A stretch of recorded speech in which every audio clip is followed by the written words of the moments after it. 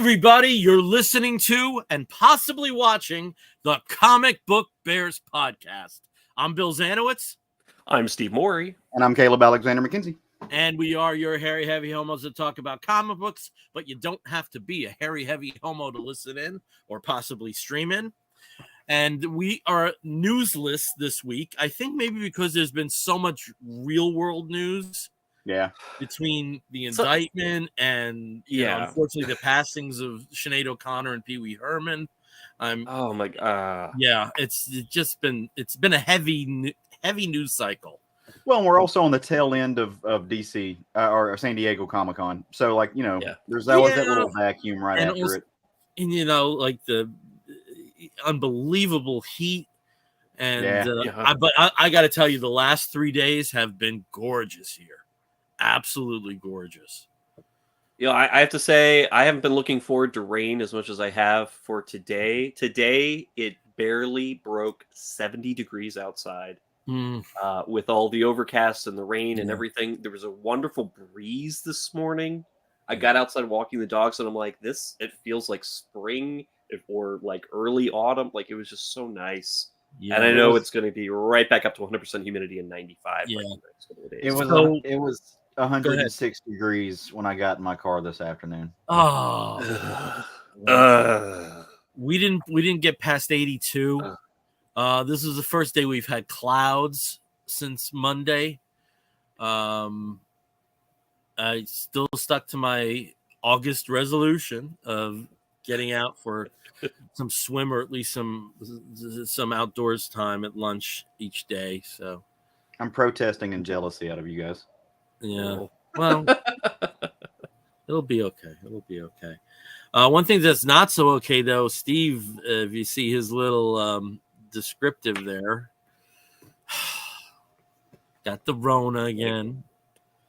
Yeah. This one came to our household from we believe the tour of Ain't Too Proud that was playing in Charlotte last week. Jason was working the show, and I guess someone else in the crew, you know, some crew person wasn't feeling well. And then a couple days later, Jason wasn't feeling well, and he tested, and he was positive. I somehow, and we were able to quarantine in the house. Like, I slept upstairs and, you know, stayed out of each other's way. And then 2 days later, 2 or 3 days later, I tested positive. So, but yeah, so this whole week I've just been dealing with it. What can you do? It was crappy for a couple days, and now I'm just dealing with the sinus-ness and the phlegm-ness. Yeah. The fact that I can't go anywhere. So yeah. Have you tested negative yet, or still? Not yet today. No. I was gonna test again tomorrow morning and see what it is, because it's right now, like, I feel okay other than the sinus stuff. Are you on Paxlovid? No.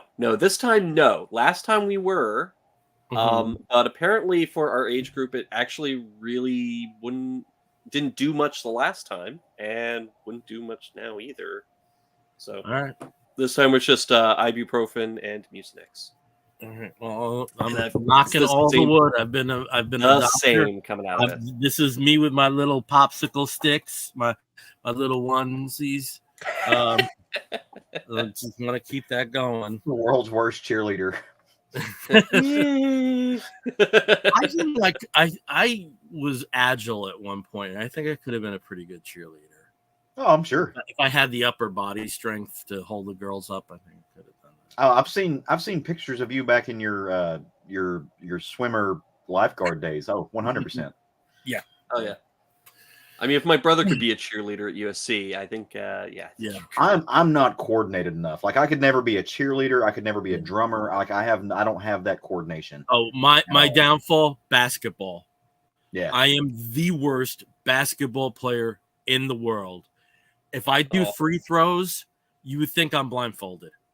I'm terrible at that. And I don't know if it was, if some of that is because you have like a very specific point of focus with archery, because when I really got involved with archery, I got worse at other sports because interesting. because it's more restricted where your aim is at, in a sense. I don't know.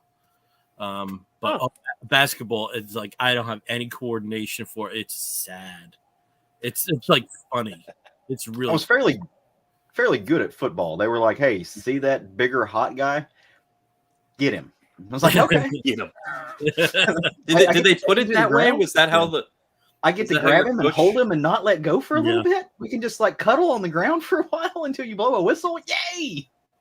It's amazing that you never got into wrestling. Yeah, I was in the white boy suburban version of Pop Warner, and gotcha. My mother freaked the hell out. Yeah, when I took a hit, I was a fullback, and she freaked out. And after that, I didn't. And then I went to soccer, and those are the biggest assholes I've ever met in my life. Well, to Steve's point, we didn't have wrestling. Like very small town. Like I grew up in a town with like 600 people. Even the towns next to us, the biggest one was like 1,200 people. So very small towns. Yeah. We didn't have wrestling, but I did get into boxing a little bit. There's a bigger town about 45 minutes away, and so I would go there and had really good friends who were into boxing. Totally had a crush on one of them, so it was one of those things like you go do something because of that. But like got into boxing for a while and was fairly decent at it. I love the art of punching, and that's what it is. Yeah, it's a punching. So now, I did some boxing too. The thing with me is I can't roll for shit. Yeah, I cannot do that for shit. But I would really like to get involved in a sport again, though. You know, even if it's just like going to batting cage. You know, I just need something. I wish we had rugby nearby. I would love to get into rugby. Yeah. I've got some friends who are in like a gay rugby league in Atlanta. I love following them and doing their stuff. I would be really in, and I mean, it mixes my love of football. I'm a rough and tumble guy, so I just would really I'd get into that a lot. I wish we had it here. And grabbing people by their underwear, hoisting them, holding them down. I mean, that's kind of like half of rugby, I believe. It's a big. There's a ball that's involved, I believe. I'm very into sports, though. I mean, me and Bill. I mean, you've heard us talk about football. I love sports. I like athletics. So I'm very much into that. So yeah, I just wish we did not come here to talk about sports. The sad thing is, even if I was in good shape, there's a lot of stuff I can't do anymore. You know, for one reason or another. Even if I was in good shape at this age. But I want to get into something regular, and it can even be something myself, you know. I think come the fall, I think I'm going to try some batting cages. We have a bunch of pieces around. Yeah, just to get something in. But smacking something. And Steve not contributing to this at all. Yeah, sadly. Yeah. I did tennis for a while. Yeah. I like tennis. Tennis was fun, but I was a kid, and then I stopped finding sports at all interesting whatsoever. It's just something to do on a Thursday and a Sunday. Yeah. All right, I have something to talk about. Let's get into it. Let's get into it. Okay. I'm in a situation right now where I think I've fallen out of love with comic books. I don't have the passion for it. I don't have the energy for it. I don't have the commitment for it. I'm months and months and months behind on certain titles.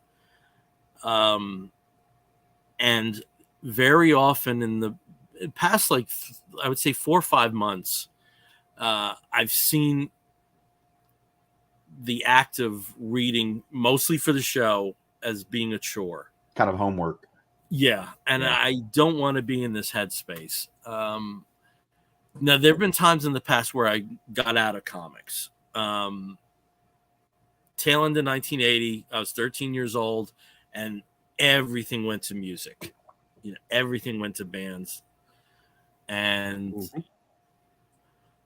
I basically stayed that way until my mother died, and that would have been midway through my senior year of high school, and then like perfect timing for Crisis on Infinite Earths, you know. So I think that's why I always hold that particular series in such high esteem, and kept through it with college until about 2 years out when I had my first apartment, and I sublet in New York City and Jesus Christ. I mean, I can't tell you how much that cost. And, you know, that was something at that point that, you know, it was a fading interest anyway, because that was just before Image started. And even before Image started, you know, like the Marvel books that some of those artists and writers were shepherding, we had Image before we had Image, you know? Yeah. Oh, yeah.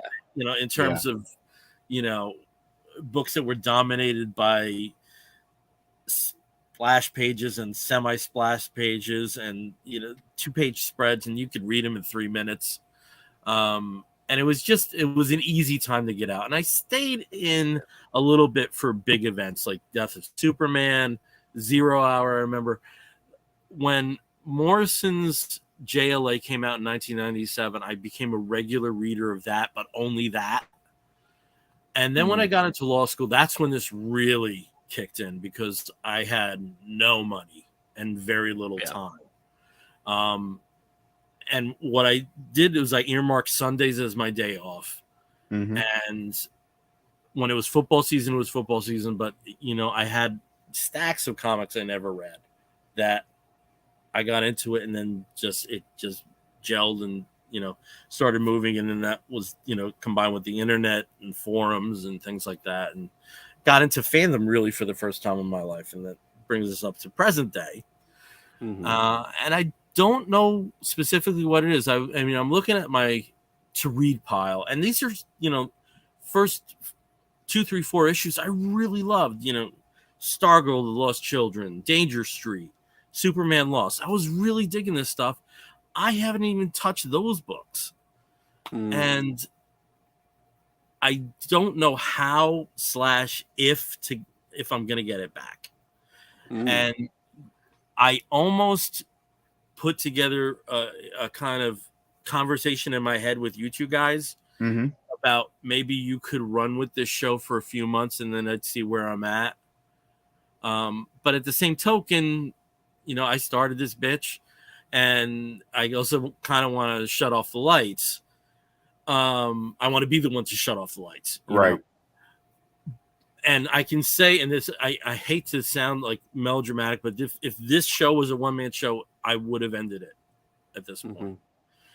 And it also doesn't make sense because I'm very excited about the ancillary stuff, the Blue Beetle film, still buying toys. You know, I'm still excited about things that are linked, but the actual art form and stuff, like really the last book I got crazy excited and could not wait to read again was I Never Promised You a Rose Garden. And what is that, about 2.5 years ago? Yeah. At this point? About that? Yeah, I think at this point. Whereas in any given year, there were like 7 or 8 projects that would do that for me. Well, and it's interesting that you say that and put it that way, because that was going to be one of my questions. Because the books that you listed off and you named that you were, you know, you like the first issues, they're all superheroes, right? Yeah. And you are, you know, you are in love with the superhero genre. You love especially DC Comics. That was going to be my question. Is it and genuine question, like, do you think it's the medium of comics that you're just in a lull with, which happens, right? It very much does. I've gone through it. Or is it the superhero genre? Because, like, you know, are there other things that you could dip your toe in? And you know, I asked that because, and I'll talk about it more, like I had to take a break from reading monthlies, right? Like, and we talked about on the show before, I took a break from just and let stuff stack up because I was not finding joy in it, because we read so much, we read such a high volume and high quantity of books that I was reading something one month, it's going to be 4 weeks before or 5 weeks before the next issue comes out if it's on time. I'm going to read 40 books since then, and I don't know what I'm reading. So I was like, let me just build these up and go take care of some like graphic novels, some OGNs, some you know, some omnibuses that are of all different kind of fare. So, like, do you think maybe that's what it is? Would it help if you just possibly, you know, I do see the pandemic as very much for this show. Yeah. And some of my interests are very distinct before and after. And even then, you know, I'm thinking about when the pandemic started, you guys remember, you know, and a lot of things changed for us. That's when we did the video. That's when Caleb came on. There were a lot of things that changed for us. And I mean, if you harken back, for those first few shows, I was going to Walmart specifically for the goddamn Archie digest because that was the only new comics that were being published. Exactly. I needed that fact. That's a passion. That's passion in some particular type of definition, and I feel like I'm worlds away from that person. But that was also, when you got to that, Caleb, that was a turning point for me, because I think real worldisms, I just wanted to escape from it. I didn't want that indie feel of like, this could be your, even if it's dealing with like a mutated, platypus that becomes a human, it's still like grounded in reality. Writing that down. Yeah. That copyright. I wanted something so different from that, and that's where my head went. It's possible, but even the indie stuff that I've, been reading the last, year and a half just doesn't hit me. Yeah. It just doesn't hit me. And I know there's good books that I've read. I know there's, I'm thinking back to some of the books that we spotlighted, like Gender Queer and Kent State. This was stuff I really adored. But it was the superhero stuff that gave me joy, Right. It was escapism. That's not even giving me. I'm not even getting that right now. And there's some good stuff out there.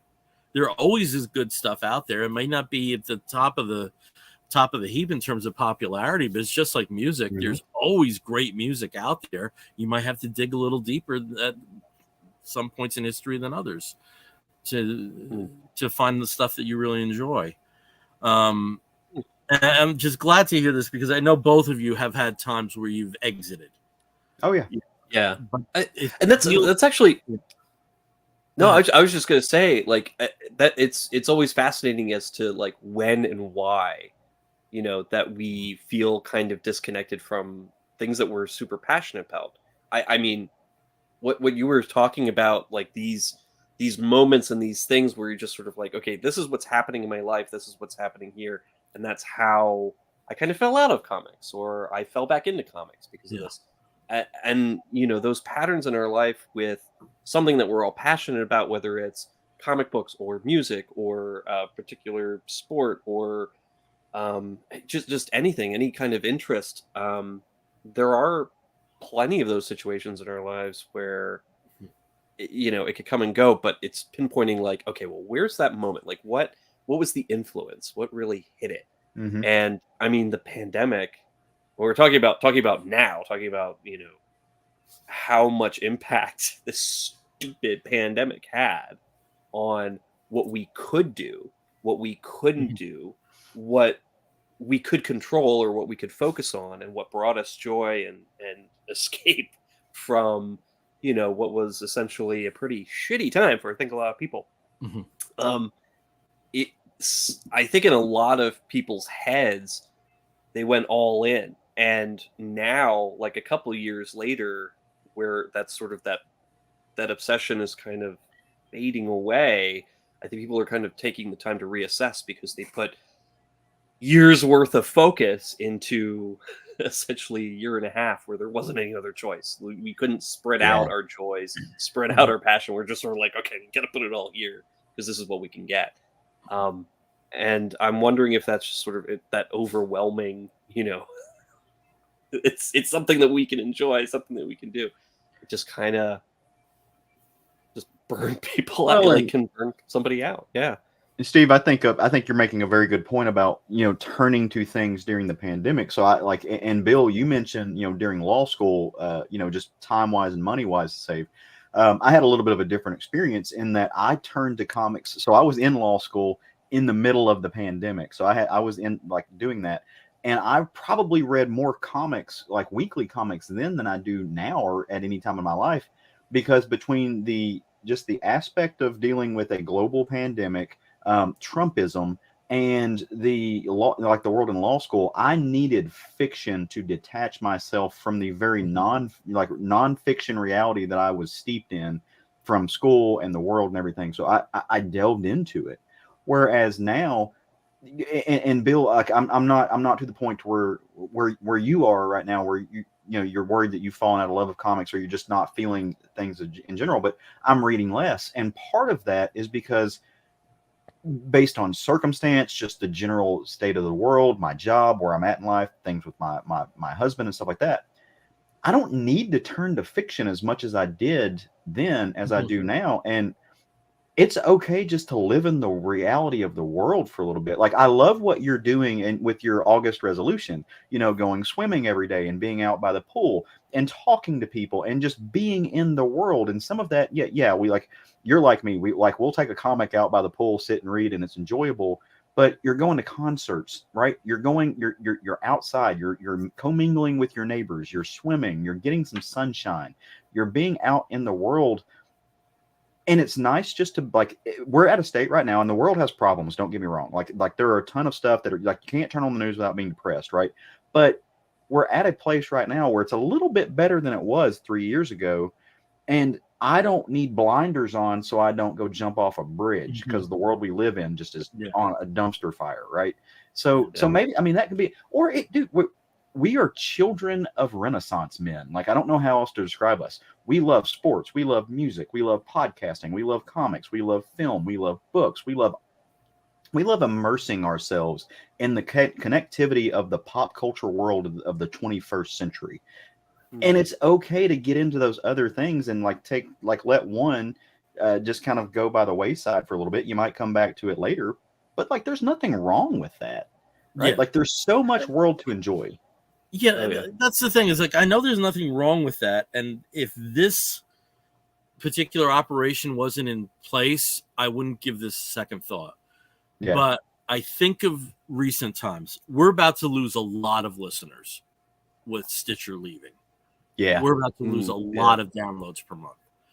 And I haven't done anything about getting directly onto other platforms. Even the microphone, like, you have an Ace microphone there, Caleb, with the pop screen. I have the same thing in the other room. For 4 months, I've been saying I'm gonna find a mount and put it on there and use this for the show. 4 months, I haven't done anything. Episodes that get out on the audio, they're always at the end of the month, just because of the Libsyn billing. There's no reason that I can't get those out like 2-3 days after, once you have a little bit of bandwidth. There's no reason I can't do that. And even like, I designed a new comic book bear shirt, that I was, it's been a year. So that's the really frustrating thing, is that it affects something else, and by that affects you guys, because I know we've had a lot of value in being able to do this every 2 weeks. There's a lot of value in that. There's it's not hyperbole to say that there are times that's kept me sane in one context or another. So I hope I get it back. And who might be worth reaching out, and I say this as a friend. My former podcast co-host Craig Lance, who you've had on, like, he's your Star Wars buddy and stuff like that. Yeah. I talk to him. I talk to him on a daily basis. I mean, we're still very close. He probably hasn't read a comic since SFG folded. He's not into it right now. He's watching a lot of shows. He got really into baseball. He kind of did that thing that we're talking about. Like, he put it down and walked away. And I think he'll read something every once in a while, but I think it's okay to do that. I know you don't. You're not making the argument that it's not okay or whatever. No, not at all. Not at all. But it's just surprising me that I can't even muster enough interest for the bare minimum. There's a DCBS box coming on Saturday. Yeah. Yay. And the new order's coming up, and this was like the first time I said, why am I doing this? Why am I doing this stuff to just pile up? Yeah. So sometimes people like us, because we are obsessive, we let our hobbies turn into a job. And my husband, I'm just gonna bust through the door like the Kool-Aid man, because I just said that, and like, look at me and think that. But like, we let our hobbies turn into a job sometimes, and maybe that makes it lose its luster. So what I've decided to do is I'm not going to make any rash decisions. No nuclear option. Yeah. I'm going to go at least to New York Comic Con and see where I'm at. And that was also another thing. For me, Heroes Con was a bust. To spend that entire Saturday in the goddamn hotel room until the evening, and some of this could be a bad taste, but it started well before that too. And I just see, other people, like John Runyon, how excited he is about Comics by Night and things that he's doing, and other friends that we have, and the guys in Comic Discourse. Now, I could never do that show on an ongoing basis. I don't like drilling down to that because for me, I wouldn't have fun doing that on a continued basis. On a one-off, but that's the thing, and you can tell that they're really enjoying it. Mm-hmm. I need that again. I need that for this to work, or at least for this to work for me. So, wish me luck, I guess. I don't know, but I just felt it was something very necessary about bringing up. And if there are listeners that want to reach out on this issue, please do, because I don't think I've been faking it. I'm like, my opinions about the books are honest, that I have covered over the past 4 or 5 months, but I feel like I'm getting there. I feel like I'm almost there, and I really don't want to be there. Yeah. And we've always been extremely, pretty clear about our feelings on certain books, and when we talk about books, it's because we want to talk about them and not just like, shit, I gotta throw this book. The times we've had negative talks, it's because it was such a negative feeling. I mean, it was like overboard on that point. Those are some of our funniest moments too. They are. La Bamba. But and especially because it came from like a place of excitement to go and read that thing. It's like, especially Lois Lane to the Friendship Challenge. I hate bringing it up because it's one of the worst books I've ever read. But I was so excited to read it because I loved what DC was doing with the DC kids and DC. And I love a lot of those other books. I still do. They're very often at the top of my stack when there is a new one coming in. And we had to read that because it was going to be so much fun. And then we read it. And it was sad.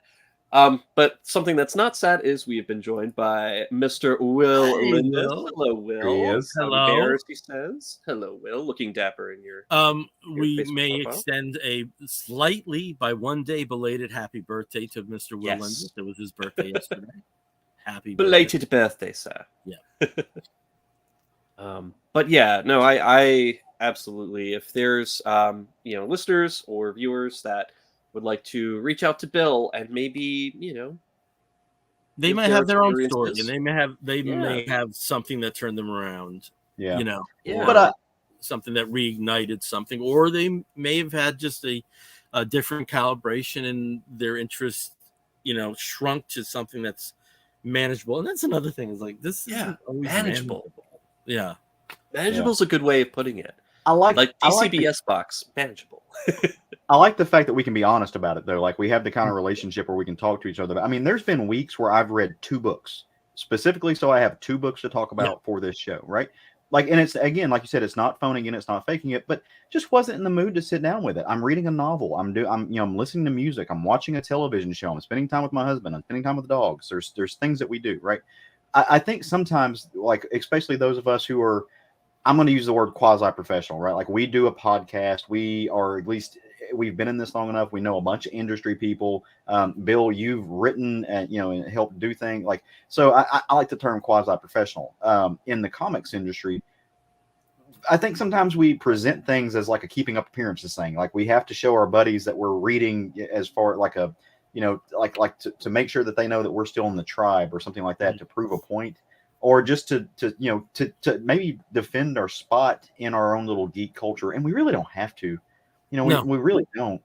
It can just be a hobby, it can just be something that we do, like, to talk to our friends. And I think that's what we all got into it for, and maybe that's what I think as adults, and it's not chasing nostalgia, but it is chasing that sense of connection to something, that childlike wonder, or just the unwrapping of like a visual fiction that gave us that much joy, and it brought us to conversations with friends, and it gave us a community, especially those of us who grew up nerds and we really didn't have that in our day-to-day life. I know that's not the same thing for everyone, but yeah. I think, Caleb, I think we've had conversations about this. That, you know, for me, you know, I had plenty of friends to go out and see movies with and go to concerts but with. not to talk comics with. Was always a very solitary thing. Exactly. Me Even too. when I did get a few friends that read in college, it was still a very solitary thing, and that may have just been like a hangover. Yeah. From what, and you know, also like fandom was different then. Yeah. You know, I went to one pop culture convention, let's put it that way. And when I was in senior year of high school, I'm going up an escalator, and there's a guy dressed as some fucking thing. I have no idea what. And I had a denim jacket, and it had, like, you know, buttons of bands like the Who and the Jeans and stuff. I see you wear medals. Are you a warrior? And I was like, oh fuck, no. No, I can't do that. I'm not one of those. I'm with you on that. No. But for us too, I mean, there's that extra added layer of, not only was it hard to find comic book friends, it's hard to find gay or queer comic book friends. Like, it's even harder finding that niche group of a niche group. And I you know, if I read one book a week, 2 books a week, no books a week, whatever, like, I will always cherish the fact that it brought me to some of my closest friends and brought me inside a bubble of people that I would not have otherwise. You know, sitting here talking to somebody from North Carolina and New Jersey while I'm sitting in Arkansas, and it's, you know, 9:30 at night and 75 billion degrees outside. You know, like, I love that, right? Like, I'm never like, so I literally a heat warning was just issued. It popped up on my screen down there. Oh, jeez. But like I, you know, I love that. And in where I'm at right now, like I said, I'm not at the burnout stage, but it is okay just to like chill and relax, and I can just talk to my friends, and I can focus more on the people that I talk to more so than the things that I read. And I think William Lindis just made a really good point in the chat. He did, and I'm going to pull it up here, actually. So Will Lindis, of course, part of the Movie Bears podcast. Yeah.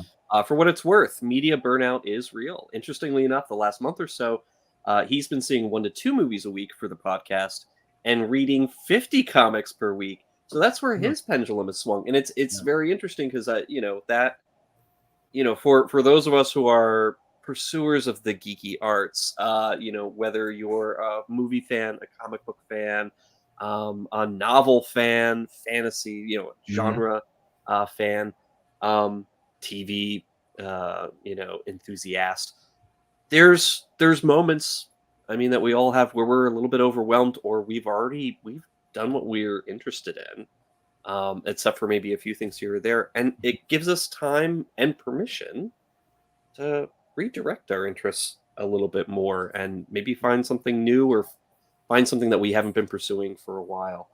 And it, you know, going back to what I had mentioned about like the reasons why people sometimes go through these moments where they're like, or these parts of their lives where they're like, well, this thing that I'm really passionate about, I you know, I need to kind of put that aside a little bit, or, you know, mostly, maybe not 100%, but like 90%, and focus on something else, or find something else that, you know, that can make me happy. And this is always there. You know, the comics are always there. The comics are still being published. People are still going to be publishing comics. The industry has collapsed, I don't know how many times in the past 90 years, and will be on forever. No one will ever read comics again, because, you know, it's a completely useless medium, and all, you know, whatever.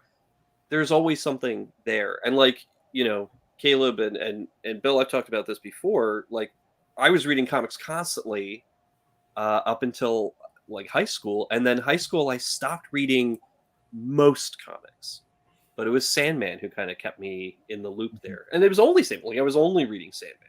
Yeah. I had no idea what was going on with Morrison's JLA. I was only reading that. Yeah, only reading Sandman. And then, you know, in college, I was only picking up, you know, really interesting, very autobiographical or artistic indie comics that I would just find randomly in bookstores if I could find them in English. And it was just something that I would find, and I'm like, this looks amazing and interesting. I'm going to read it because I know the value of comics and graphic art for storytelling. Yeah. Whereas somebody else who maybe didn't have a background in comics would have been just like, whatever, it's pictures, funny books, whatever. But that just kind of, it was there. It was always there, even while I was like, constantly at movie festivals or constantly watching anime or fan subbing shit and, whatever. I could always kind of like, oh, there's Cages by Dave McKean. That looks really cool. And look through that and have my mind. And maybe you just need a palette. I mean, and maybe you don't. I mean, there's nothing that you actually need to do, but I mean, maybe sometimes it's a palette cleanser for something that, is what we need. I mean, that's just, I want to be excited about this stuff again. And it's just, I can't seem to generate enthusiasm, generate genuine enthusiasm. Don't say that 10 times quick. So we'll see how things play out. But, again, I'm glad we had this discussion. And, again, for anybody who is listening that might want to provide some feedback, if they had similar situations, I'd be interested in hearing it. Even if it's not advice that I'd walk away from or a description of a situation that I can sympathize with, it's still interesting to hear what other people have gone through like this. Oh, yeah. All right, we've cut into a lot of time. We always do. So let's get to some comics. And Steve, I think out of the ones we're talking about, you probably have the most marquee value one up top. Oh, God. With you. Yeah. He is the flagship. And talking about passion for books and passion for, entire franchises, I think X-Men fans tend to be pretty passionate about things. We just had somebody join us, Robin Clyde, joining us on YouTube. Hello, Robin.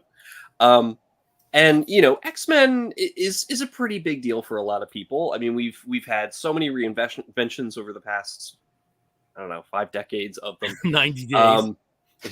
Or in the past, 90 days, or the past, three volumes of X-Men that have come out in the past 3 years. It's just, whenever there's a massive X event, it becomes a really big deal for Marvel, especially, but also, fans of comics and fans of, say, the X-Men. That leads us to The Fall of X, which I've been talking about a couple books here and there. It's been coming up, the supposed true end of the Hickman era, Krakoan era X-Men is upon us. And, we need to prepare for this. It's happening. And so we've had several one-shots that have come out over the past couple of months. I've talked about a couple of them here. But it was all kind of leading up to this book that just came out last week, the last Wednesday in July. And that is the Hellfire Gala 2023 book. And I'm going to throw that up on screen. Yeah. Some of you may have noticed I have the poster of that issue behind me. I was able to find that. And as you can see, it's, like every year, like the past several years that they've had a Hellfire Gala, filled with beautiful and or questionable fashion for the X-Men and attendees of the Hellfire Gala. You can see some examples here on the cover. But essentially, it's an excuse to get all of the major X-Men together and have them drawn as background characters or foreground characters, or have, major announcements. And this is no different, except the first major announcement happens. And by the way, just so everybody understands, I'm going to spoil the hell out of this book. If it hasn't already been spoiled for you on every single website that deals with comics over the past week, I'm going to spoil the crap out of it. It opens with number one spoiler, Miss Marvel. Guess what? She's a mutant. Yay! She died, and she came back because she's a mutant, so they could bring her back. So Miss Marvel's a mutant now. Yeah, so she's not dead, which that was a huge controversy. Okay, as somebody who's been why is it a huge controversy? Jesus Christ. Well, they killed her off in Amazing Spider-Man, and she was killed off in a book that wasn't even her own. But she doesn't have a regular title. I know she doesn't have a regular title. She was just sort of like a side character in that adventure, and ended up getting killed off. But killed off in a way that was just sort of like, was I a hero? Tell me I was a hero, Peter. Was I a hero before I die? That kind of like melodramatic dynasty bullshit. And so it was kind of out of character a little bit, and that kind of pissed everybody off. It's like, why are you going to kill off the number one like Muslim character that Marvel has as one of the most popular characters of the past 10, 15 years? Why would you do that? The one thing I was wondering, though, there was some kind of line about she went to the top of the list, though. Yes. So they specifically simply wanted because her... of the Inhuman mutant. No. So okay, because that I wasn't very clear on that. Yeah. Yeah, so what's been happening, of course, in the other X titles is Orchis, the big, human-ish, organization that's been trying to destroy the mutants this whole time, have been really making a bad PR mess. And, hey, X-Men haven't been really helping themselves in that arena either. But what they found out when they found out that Miss Marvel was a mutant and she died, they were like, we got to bring this girl back because people love her in, the world of, the comics, but also like in general, but people love her. And so if we kind of like slowly reveal that, guess what? She's been a mutant this whole time. People might, I guess, like mutants again. I don't know. The questionable, but they do bring Miss Marvel back, so we do get Kamala again, which is nice. And she, of course, finds out that she's a mutant. And, I'm sure she's going to be having a great time. I don't know how she's going to have a great time after what happens in this book, but, she's back alive, so I guess that's good. The other thing that's kind of interesting in this is, of course, we have the beautiful Hellfire Gala itself that looks gorgeous and fantastic, and everybody's in attendance. And then, of course, all hell breaks loose, and we actually also have good old Dr. Stasis showing up, with Karima, or Kalima, if everybody's a fan of Temple of Doom, because every time she shows up, it's just death. They have decided that Orchis is going to crash the Hellfire Gala, and immediately does so by killing off several big mutants right away. Dazzler dies. Let's see. Dazzler dies. Cannonball dies. Jubilee gets her head smushed by Nimrod. Bobby. Oh yeah. Nimrod stabs him with some kind of like reversed melty matrix, and so he melts in front of his boyfriend. Oh, tragic. But she becomes just lots of lots of death. Juggernaut, who's now kind of become a good guy again and was just about to be an X-Men. He tries to to fight Nimrod off, and of course tragic end there as well. Potentially he may be dead. I have a question about that, and this is some of my ignorance of the X-Men. Since when is Juggernaut a mutant? Why is he Juggernaut has never been a mutant. Yeah, no, that's what I'm saying. Why is he there? He's not a mutant. He's powered by a crystal. Yeah, he's like, he's like the original Tesla. It's like the Namor kind of mutant. Yeah, he's kind of like unofficial. He's definitely like been led into the group. Basically. I mean, I get like nepotism, like it's his brother, but like, he's not a mutant, right? Yeah, but I mean, he's. I guess he is now. Yeah, now maybe. Yeah, I don't know. Yeah, I mean, it's kind of vague. And I know there's been some other stuff in some of the other books. You always get back to that argument with Deadpool. Yeah. Well, or Wanda. I mean, that's a good recent example too. Because she wasn't, well. She is, she's not. She was, she is. It's a religion. It's not. It's a thing. But who knows? And Nightcrawler is Spider-Man now, so it's all good. But so all these disastrous, horrible things are happening. People are, heroes are dying left and right. The Avengers have been called away on a ruse. Same thing with Scott. He was called away on a ruse and severely injured.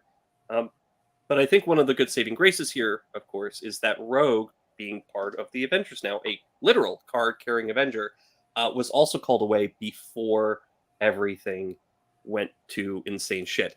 And besides just Dr. Stasis and Karima and Nimrod, who else shows up, but also Psycho Moira is back, and she essentially holds a knife to Charles' throat and says, "Guess what? We've taken control of all of your gates. You need to order every single mutant, wherever they are on the planet, to go through those gates and never return to Earth, ever. And also, all of like those cures and medicines that you've been peddling to humans for the past 3 years. Well, we've had our good friend MODOK here make them all poison, so we can actually kill everybody who's ever taken them. Okay. If any more mutants show up on Earth, if we see any more mutants, we're going to immediately like kill everybody who's taken." Yeah, and also there's that dialogue. If they revive a mutant, a human dies. If they revive a second mutant, 10 humans die. I can give them a list of some people like here. It's like put these on the top of the list to exchange for that. Here you go. Like, give us 15. You take this population. Go. Absolutely, just such a great idea. Wait, is that going to happen before or after we find out what goes on with the indictments? Well, in this world, presumably Trump was never president, so who knows? But Kingpin, but yeah, just absolute insanity. Everybody, it's bleak. Jean gets stabbed and presumably killed, but before she does, she lodges herself in Dr. Stasis's mind, takes Firestar's consciousness, and says, "Firestar, we're going to make you our mole inside Orgus. We're going to make it so that you've always been part of Orgus, and Dr. Stasis has brought you on as his like accomplice this entire time, and you'll save us all somehow, I'm sure." And then she disappears. She says goodbye to everybody and goes away. Mystique gets thrown off a cliff and smashes against rocks, possibly dead. Just everybody, you're like, whatever. And then Charles has to basically order almost everybody, except for those who can resist him and escape, into the gates, and they just march into the gates without questioning. Thankfully, Rogue shows up, smashes Moira to pieces, but clearly doesn't kill her, because if they did, all time would reset. So just smashes her to pieces, and I guess leaves the head somewhere because she's an android, and rescues Charles to take him to Krakoa Pacific, because Krakoan Island itself has also been stolen. Anyone who is still on Krakoa, the actual island of Krakoa, has been stolen by Mother. Oh gosh, what is her name? Mother Righteous, who is the other Sinister clone person. Yeah. Now has all of their souls, and so she's wandered off to God knows where. So it's just a big, massive mess. And so Rogue is there, deposits Charles on the Krakoan Island, and says, "Charles, what are we going to do now?" At which point, and here's Jubilee getting her head smashed, just because why not? There's Bobby getting melted, again, because why not? And then there's this. Wait, can we go back to where Cena Grace is dating Bobby? Yeah. Cena with a little bit more hair on top, man. I don't know. Girl got a wig shook. What was that guy's name? Like Rory or something? Or I think it started with an M. I know he had he has a name. His name. It's somewhere. And maybe we'll find out more about that in the book, the Iceman book. I think it's Astonishing Iceman. It's coming out. Romeo. Yes, thank you, Will. It is Romeo. So just tragic. Everybody's die. Kingpin's there for a reason. I don't know. Kingpin's there at some point and becomes like a new ally for everybody. Okay, cool. But then, of course, there's this, this page where Rogue has saved Professor X, and just basically says, "Charles, where are all the mutants? Where'd you order them to in the gates?" And Chuck at this point is like, "Oh shit, I never asked where the gates were going. I think they're all dead. They probably ported them out to outer space, and they're all dead somewhere." And so, of course, he's having his own crisis as well. Okay, so all of this happens. This is like everything that you can possibly have as a horrific tragedy which, by the way, the X-Men have had constantly over the past several years. Yeah, every time they have to go and reboot things. I mean, I was talking about Age of X before we got on here. That was the last time where basically everybody got, completely booted into some other alternate reality where there were no more humans and everybody was a mutant and everything had been changed. And then, of course, Powers of X and Powers of 10 and House of X, where it turns out that everything's been rebooted about 10 times, 11 times. So yeah, did they kill everybody off for real? Probably not. They might be in stasis somewhere, in some big holding tank in the sky. Who knows? Especially because there are lots of ongoing titles and lots of new titles. Miss Marvel's getting a new title. Iceman's getting a title. Didn't he just melt? I don't know. I guess not. We've got Jean Grey coming back somehow for the upcoming wedding between Emma Frost and Tony Stark, which is coming up in a couple months. Like, for the absolute end of X-Men, it seems that there are quite a few that are still around and are going to be kicking around trying to bring things back. So, is this a pretty bombastic way to start the new phase of the X-Men? Sure, absolutely. Did I really enjoy this title? Yeah, that was my feeling. It was so over the top. Yes. And the body count was so high. When you marry that with the first 18, 19 pages of the story, which are kind of joyous. Yeah, absolutely.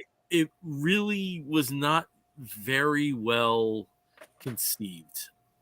That's what I came off with it. This might have worked at like maybe a two-parter. This was split into two different issues. Yeah, it may have been a little more effective, but when you get to these stories, it's just, this is something that Marvel does, I think, too much. It's like, can't you give Matt Murdock a good day?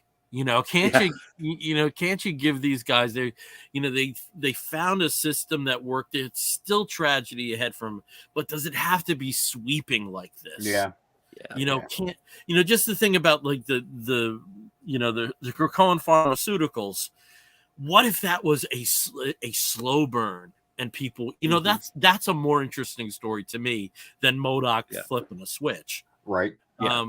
Yeah. So I'm sure there's stuff in the grand scheme of things that is going to be very well executed, but it was just like a Hellfire Gala would be in real life. It was too much. It was too much. It was girl.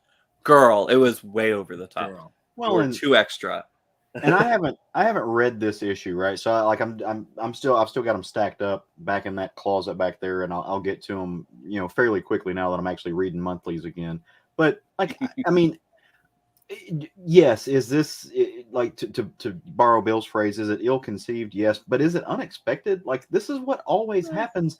And to be fair, I think it always happens for two reasons. Number one, it's low-hanging fruit. It's easy. It's easy pickings to make it happen, but also because the mutants work best when they're a minority, right? Like they work best when they are having, like, their whole shtick is the fact that they are having. How many times do we need to see that? To me, I don't. That's the thing. It's like, to me, it's more the integration of them into society is much more interesting than them always being the outsiders. No, and I agree with that. Had enough of that. No, I do agree with that. The thing is, they were not being integrated in society. They were launched up, and they went over, and they became a superpower overnight. Like this whole thing, and I've said this from the beginning, since Hickman kind of conceived this idea. This is a retread of the Asteroid M island out in San Francisco, except Hickman made it Israel, right? Like, it is a metaphor for Israel. And it became a nuclear superpower overnight, stuck in the middle of something, and disrupted an entire thing. And it was going to be blowback. And we see, like, I think that there's, I mean, it's not a 1-to-1 ratio, right? But there's a large metaphor for this. And it was always going to come back and loop in to talk about those things. It's not surprising. And then when you factor in the politics of all of this, and the idea that, these characters, the X-Men, right? Like all the superheroes, all of these characters that Marvel and DC did, they were never supposed to last 80 years, right? They were never supposed to go this long. They were always conceived and conceptualized as being this kind of the moment stories that were disposable to wrap up and put in your back pocket. They were never supposed to last this long. And so when you build this fundamental metaphor into the mutants, right? Like, are they really the thing if they're not the thing? And can we like? I mean, I know that's boiling it down into simplistic terms, but are they really the X-Men if they are not battling for that position? And how long can you ride that? You know, they tried to make something different with the Inhumans, and they tried to make something different with Arakko, and they still let the X-Men ad nauseum take charge of that. I don't know that it can work any other way and still be the X-Men, right? Like, yeah. Well, I think also because but I don't know that it can. I'm not getting paid to write the shit, so no. So Jerry Dugan is in this case, and yeah, he threw everything, including the kitchen sink and the kitchen sink's clone, into this. And also, if you take a look at the artist page on here, I'm just going to do a quick readout. And I have to say, I did love the artwork. Some really beautiful designs here. A lot of design work goes into all of these costumes. Oh, I love that. Her costume this time, loved it. The only one that I wasn't a big fan of. I hate to be the artist that has to draw that again and again and again. But... Oh, yeah. Well, they probably won't because there was just a one time. She's dead, so it doesn't matter. We'll never see her again. So. That outfit died. She did, and she'll be back. The outfit's dead. Hated it. She's just going to be wearing pajamas next time. But basically, we've got Adam Kubert, Luciano Vecchio, Matteo Loli, Russell Dowderman, of course, Javier Pins, RB Silva, Josh Kazera, Chris Anka, Pepe Larraz. And then, of course, for the color artists, we've even got a huge lineup of colorists, too. Rain Barredo, Ceci De La Cruz, Matt Wilson, Erica Arciniega, and Marte Gracia as well. So it has just been like it. Everybody who is everyone at Marvel has just been kind of working on this book. So yeah, they did a beautiful job. It is a beautiful book, and if you want to get your $8.99 worth, definitely throw it at this one. If you have not been reading X-Men, or if you've been like me and letting them pile up for the past 6 months, and you have no idea what's been going on, this is really hard to recommend because this book basically, if you don't have any knowledge of what's been going on up to this point, this book will make zero sense to you.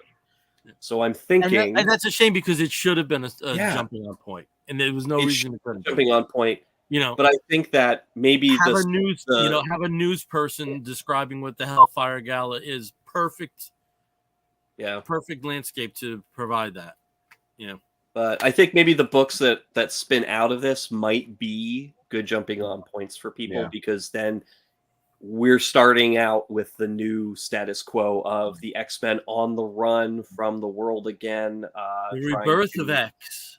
Yeah, trying to survive while everyone hates them. So the renaissance of X might be good. To Lindis's point, I mean, we're also getting the Hickman Skeety Gods launch that's going to be coming that too. So I mean, other things are that was an interesting. Yeah, as Will mentions here, the page that threw me off was the Hickman Skeety page setting up the gods, and that's right. There was basically one page where two characters were having a conversation there with magic and essentially talking about gods. That's then they walk off. That had I didn't understand. That had no bearing on the rest of the story. Yeah, absolutely. That's what William said. He said it. And that's what that was. Mm-hmm. Okay. Right. Hey, just before we move on, because I didn't think Hickman was credited on the issue. No, he's not. Yeah. Okay. He's not. No. Just as a point of personal privilege, I just got a notification that my niece Kerrigan is watching. So, hey, baby. Hey, Kerrigan. Hello, Kerrigan. My oldest niece, the young woman whose name is tattooed across my back. So, she's like the daughter I don't have. So, hey, kiddo.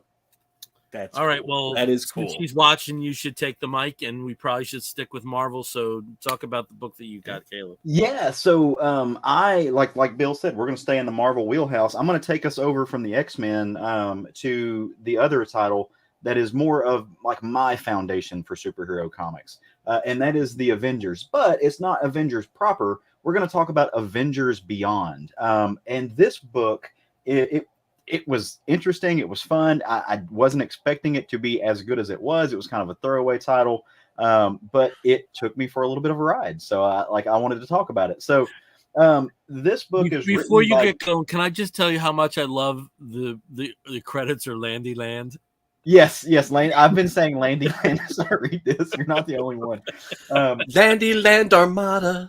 So this book is, as Bill said, it's written by Derek Landy. It's drawn by Greg Land. Jay Leasting does the inks. Frank D'Armata is the colors, and Joe Caramagna does the letters. I just want to say first and foremost, because I know people have a reaction, whether good, bad, or otherwise, to the phrase Greg Land, right?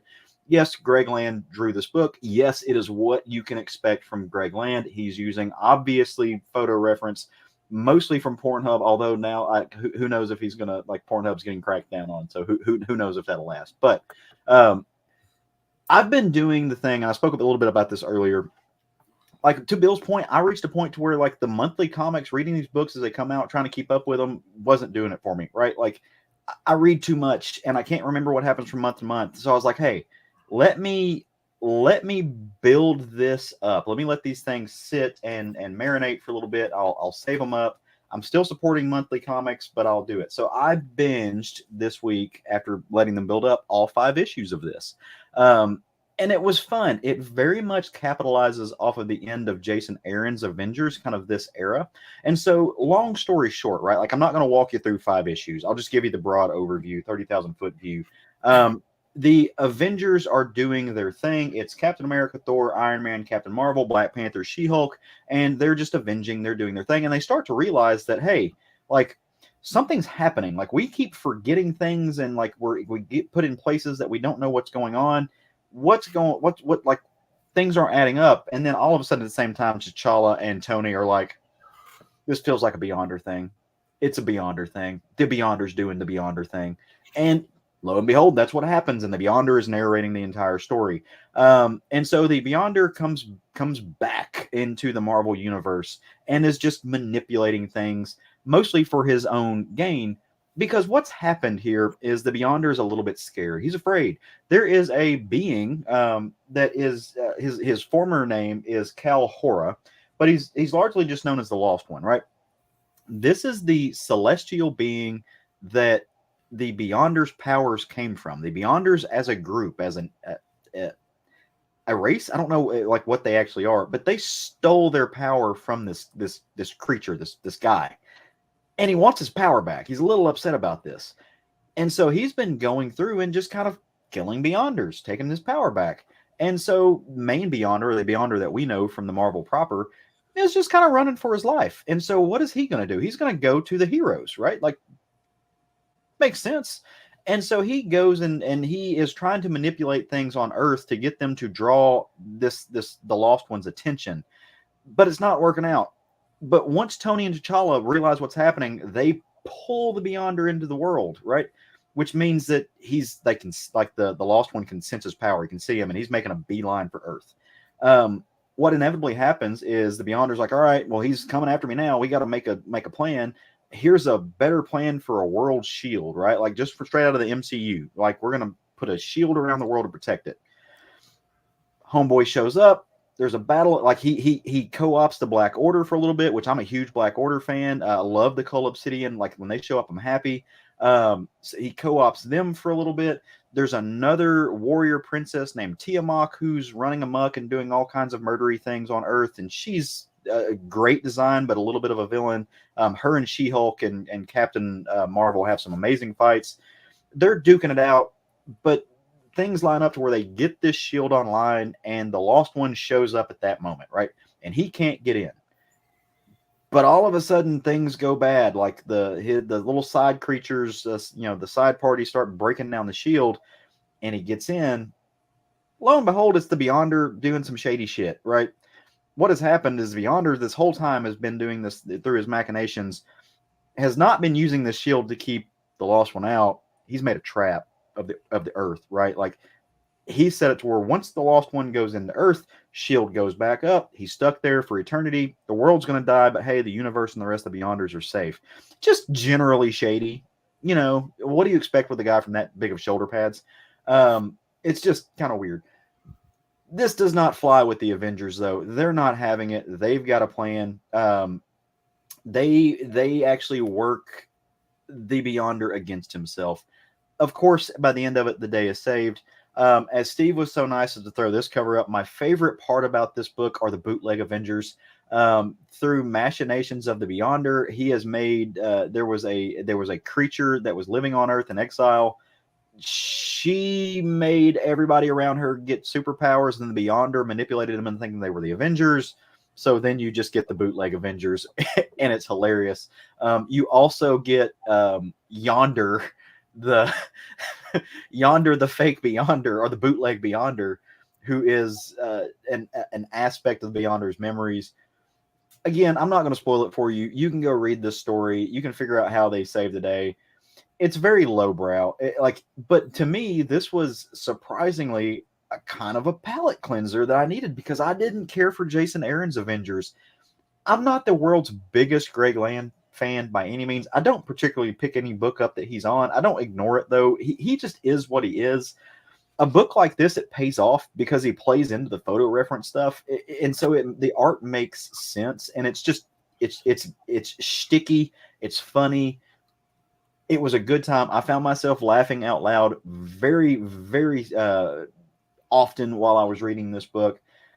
Landy gets, I will say, as far as us talking about continuity of these characters, Landy gets it, man. He writes a great Tony. He writes a really good T'Challa. His She-Hulk is on point. It was just really, really fun. To me, it was a great end cap to what's going on from not only the Avengers, but also from not the Beyonders book, but there was another book that was drawn. I can't even think of what it is now. That took place in outer space, and you get like Thanos' mom is hanging out. It's the Defenders, but in space. This kind of spills out about that. Yeah, that's what I was going to ask about, like how, where this fits in with Defenders Beyond. This spills out of that, right? Okay, so like Galactus's mom and they're not in this book, but they're not at all. Yeah, they're not in this book at all. But the Beyonder does come out because there's some Beyonder stuff in that story, right? So this loops into that. So it was a fun story. The art was serviceable. It's Greg Land. You know what the thing is, like him or hate him, you know what you're getting when you get Greg Land. Oh no! Oh, am I back? Okay, Caleb is experiencing some. Okay. Oh yeah, it just. It was just frozen here. Yeah. So okay, Greg Land did that. Yeah, it is the ghost of Greg Land coming back to haunt us. But look, he's dependable. You know what you're going to get with Greg Land. Greg Landy continues to impress. This is not his first book that I've read of him. Super fun. He knows the Marvel universe. So just a really dumb fun comics, right? Like the comedy was there. It was funny. It was lighthearted. It was adventurous. Reminds you why these heroes are heroes in this world. So I encourage you to go check it out. Again, this is not Hawksbox, right? This is not the Avenger, or not Hickman. This is kind of low level stuff, but it's good superhero comics with some serviceable art. So I really enjoyed it. It was neat to see how they kind of worked together to save the day. And again, Yonder is now my new favorite thing. When you said that, I'm like, what? Is this like a hillbilly version of Beyonder? It's like, just ridiculous on the best level. Like it makes no sense, and it's awesome. So it's what I wanted out of this book. And even with the Greg Land of it all, as well. Yeah. Okay, well, you had mentioned it's not Bendis. I'm sorry. Yeah, not Hickman. I'm going to edit that out. That's wow. You had mentioned it's not Hickman. I'm going to go over to Hickman. There you go. Yeah. So, Steve. You've got the first, Hickman. There we go. So if you can put that first graphic up. I know that 2 issues have come out at this point. I'm only going to be talking about the first issue, and I know Steve has read this and he has opinions.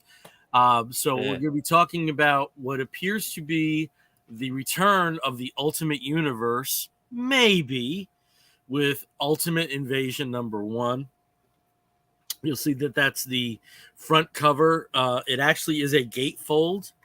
And if you see on this end, what you have here is the Ultimates, the classic Ultimates lineup, with the Illuminati and Miles and Maker on the other part of the cover. And I think that the Ultimates being present, though they're not present at all in the story, they're very much present in terms of the storytelling. If you had put Millar's name with Hitch here, I wouldn't have batted an eye. This is the least Hickman feeling book I've read in a long time that he's actually credited with. It felt like widescreen Mark Millar, Brian Hitch comics. It really did. So where are we with Ultimate Invasion? So the story starts off with a break-in at a facility, and it's not a bank, though there's keys. It's where they're holding Maker. And I wasn't aware of all this stuff that went on with that when he got hold of the symbiote, but he seems to like just keep going back to being imprisoned on the planet due to the Illuminati that are pictured there. And Maker, for people who don't know, he is the ultimate version of the Ultimate Universe version of Reed Richards, who went batshit crazy. And when the universe died in Civil War II, right? Civil War II, was that when it went kaput? No, Secret Wars. No, it was Secret Wars. Yeah, it was Hickman's Secret Wars at the end of his Avengers. Yeah. For some reason, there is Secret Wars 3, like maybe. I guess with Civil War II with stuff, but I don't even want to bother trying to remember it. Where you left off with the Ultimate Universe, there were 2 survivors. One being as you see there in the front, excuse me, Maker, and the other is Miles Morales. And Maker decides that he's going to recreate the Ultimate Universe, but first he has to break out of prison. And he does this, and this was a little convoluted. Steve, maybe you can add some color about accessing the memories of the psychiatrist that went to see him, and that was weird. That was a little Hickman-esque. But the people that he engages to break him out end up becoming toast. Let's just put it that way. He turns on them. So Maker escapes, and he's stealing something from each of the realms or the facilities that are associated with the Illuminati. There's something stolen from the Baxter Building, something stolen from Adelon, and that was a little sad seeing Lockjaw like knocked out. I wasn't happy about that. Something stolen from Stark's facility, something from Wakanda, something from Atlantis. So and one of the most important things was a staff that was taken from the Sanctum Sanctorum. So they're all involved in this. They have to know what happens. And they're going to go after Maker, but he's a few steps ahead of them. And one of the most interesting things, again, as I said, Maker and Miles Morales are the two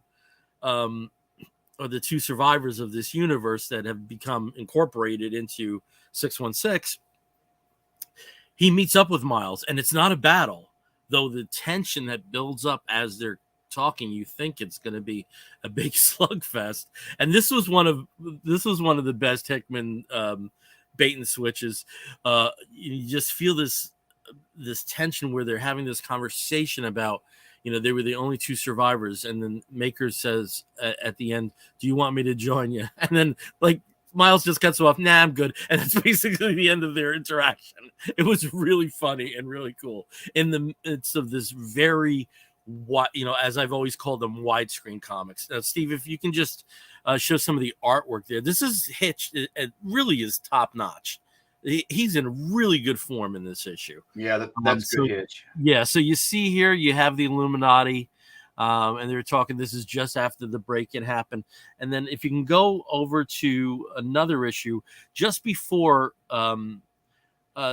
Maker accesses one of the stolen gates that was hidden on Krakoa, they all venture to defeat him, and just a beautiful double page spread. And if I should have given you the graphic, but you also have in the back matter some of his pencils, and they're just gorgeous. They're just gorgeous. Yeah. So the heroes lose effectively. Maker gets away, and we end the story, which is supposedly in the present day, and you see a teenage Peter Parker, and he's on a visit to a local science lab, and there's a spider that's about to bite him, and then somebody takes the spider, puts it in a test tube, and it's Maker. So it looks like we have the new Ultimate Universe in its formation. I was fine with the issue. I mean, it definitely felt like an Ultimate book. I mean, it definitely had that feel. Not one of the better Ultimate books, but it did have that, and I can't say widescreen comics again. I just can't say it. But, that big blockbuster feel. Though the action wasn't necessarily to the level that I would associate something like Ultimates with. We haven't gotten, and again, it's the first issue. We haven't gotten to the death-defying, life-threatening plateau that you were going to get to. But as a mechanism for kickstarting something again, it might work. But it wasn't, like I said, it did feel like a Mark Millar book, but I did feel that some of the screws could have been a little tighter. Yeah, and Steve, I know you've read this, so I was wondering what you felt. So I did read this, and I also read the next issue, the latest issue that came out. And it's basically restarting, very similar to how Marvel 616 universe was restarted after Secret Wars, where Reed Richards and Franklin and I guess Molecular Man went and reseeded the universe with what things should be. Maker's trying to do the same thing himself. He's trying to reseed a new universe with the way that he thinks it should be. And I like that idea. I like the idea of like a psychotic, insane super genius who is a horrific villain and is, essentially tried to annihilate all life multiple times, decides that he wants to create the perfect version of Earth, and he has the way of doing it. The way that they set it up in the first issue, I like it. I am not a big fan of the Maker. It came right out of the gate. There's no build-up. Yes, there was no okay, we're gonna plant the seeds and really see them, see them fruit. It's like no. We're just like all that got taken care of off camera. Yeah, it's all off camera. You're good. And then here it is. I thought the jailbreak was pretty clever. The heist movie in reverse. Mm-hmm. It's like no, you're breaking me out, but you're still in here. And then he merges all the people together into one big version of himself that he leaves there, so that everybody thinks that he's still imprisoned. That was pretty gross. And I should have mentioned that. Yeah, that was a good bit of body horror, and I thought they did that Hitch did a good job of making it look gross in the John Carpenter's The Thing kind of way. Yeah. But having it also make sense. The Miles discussion, like that conversation, I was expecting to go in a very different direction. So yeah, I mean that was an interesting Hickman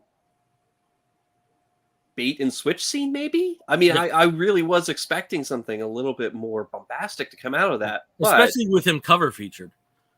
Exactly. Yeah. But here's, I mean, and just so you know, Miles isn't featured anywhere in issue 2, but that could also possibly just be setting it up that he's going to be the only one who can help the 616 heroes or whoever, get Maker or defeat Maker.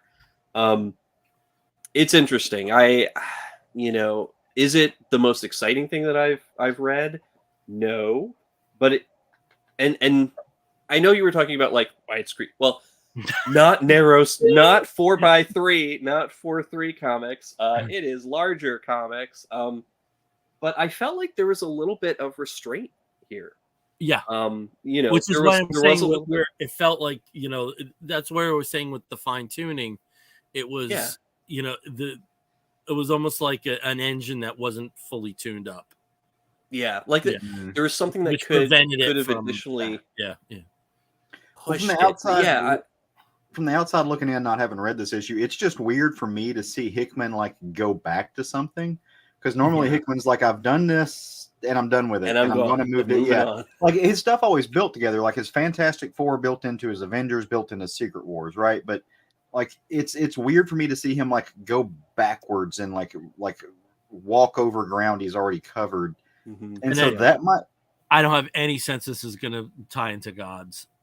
I don't have any sense of that. Yeah, so that was strange for me. I've got them, I just haven't read them. But which I like the Maker. He's a fun character. I like all of these characters. So I'm glad they're going back to it. But my only problem with Maker is that Evil Reed Richards has already been done better. Yeah, and that's Hank Henshaw, Cyborg Superman. Yeah. Well, and also, and I'm going to do it. I'm going to say it again. Like, that's a literal translation. That's the DC version of Reed Richards, and the evil Reed Richards right there is Hank Crenshaw.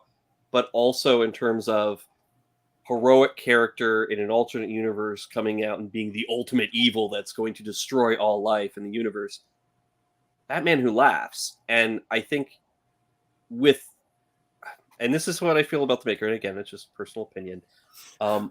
A dude with a stupid hat and a leotard does not, to me, it's not striking fear in your heart. Yeah, in my heart. Whereas, a really strange, gaunt dude with a lot of leather and a lot of spikes and a lot of buckles and a crown of spikes. Also, you can't see his eyes, like the Maker.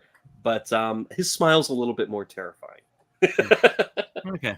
So, if we're comparing universes here. Once I get to issue 2, I want to talk to you about it, because I know there's at least one. Cool issue 2 Issue 2 was interesting. And I know there's at least one really cool thing that happened. So, okay.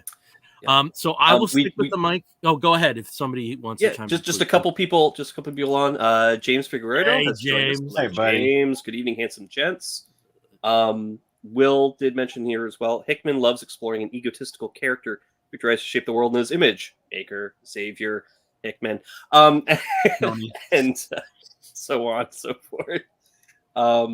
Absolutely. Mm-hmm. And then James again. I agree with Bill. Evil Reed has been done better, but I like the comic though. Also, Hitch has been killing it. Did you guys see the Lax Days of Lex Luthor? It will be in my box on Saturday. Yep. I've seen the issue. The last thing I remember Hitch doing was the Hawkman book on the early parts of it, and it was phenomenal. That book was gorgeous. Yeah. And also his JLA was great. He wrote wasn't terrible. I mean, as a writer, I liked it a lot. Yeah, no, it felt like a JLA book. It didn't feel like the Avengers masquerading as them. It was really pretty good, and I'd like to see him write more. Just like Cliff Chang with that Catwoman. Jesus. Yeah. Oh my God, that was amazing. Lonely City. Give me more Cliff. Yeah. Brilliant. Yeah. All right. I will keep myself on the mic because we're going to transition from Marvel to DC, and I know Caleb has a DC book by acquisition that talk about afterwards, and I think I'm going to surprise you when I talk about that book. But the one that I want to talk about is Power Girl Special number 1. If you've been following what's been going on in DC post, it lost my mind. The event they just had, Lazarus Planet. One of the after effects is that Kara who is now Paige, had a change in powers again. Kara started as the Earth 2 Supergirl. She literally was the counterpart on that Earth, and through a very like talk about a character with a fluid continuity, Hawkman ain't got nothing on her. All right, let's just put it that way. That's saying a lot too. Yeah. So as you see on the cover, she's trapped there by Johnny Sorrow. And it turns out, at least by Johnny Sorrow's estimation, and this is almost keeping with Ultimate Invasion, they are the only 2 survivors of a planet that's gone, which is Earth 2, though Justice Society of America will beg to differ with you there.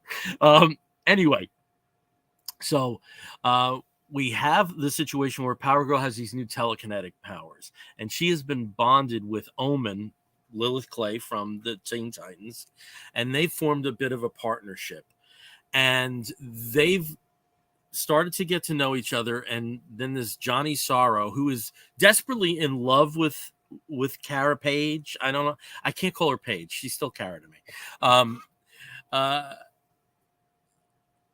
He decides he's going to do this thing where he takes over the world, and he has like 4 horsemen that are going to help him, and everybody goes to sleep. You don't need to worry about the specifics. Just know that he wants to take over the world, Earth 0 or Earth Prime, however you characterize it, the main Earth on the DC universe, and everybody goes to sleep, but it's not a very fitful sleep. There's all kinds of shit going on.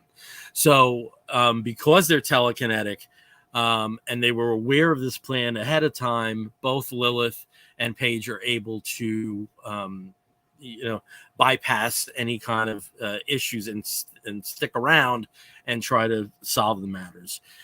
One thing I loved about this book is it addressed I can't call her Paige, I'm just going to call her Kara. It addressed Kara's role in the Superman family. And there's members of the Superman family she's never met. She's never met Superman of China. She barely knows Jonathan, barely knows Connor. And in many ways, it's interesting because she's very much like the huntress of that family, that she's part of it, but she's separate. There's enough differences in the genetics, the character genetics, to set her apart. And she's gonna, and she explains to Lilith, like, if there's anybody that can solve this, it's Superman. You jumped for a page. I didn't want to talk about the art yet, but here's like just a beautiful page. The writer is Leah Williams, and the artist is Margaret Sauvage, who did most of the colors with Marissa Louise. And through the book, the colors are stunning. They maintain this pastel look.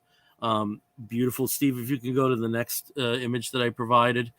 And this is one of the most important parts. She's in Supergirl's apartment, Kara Zor-El, as we know her. And as you see, Streaky's about to blast her again with his kryptonite laser beams out of his eyes. It's very difficult to see. But, one thing about Power Girl, she's always had anger management issues, and she tells Streaky, who's basically just protecting Kara there, you know what, I will punch a cat in the face. If you don't know me, you know that I will go to that part.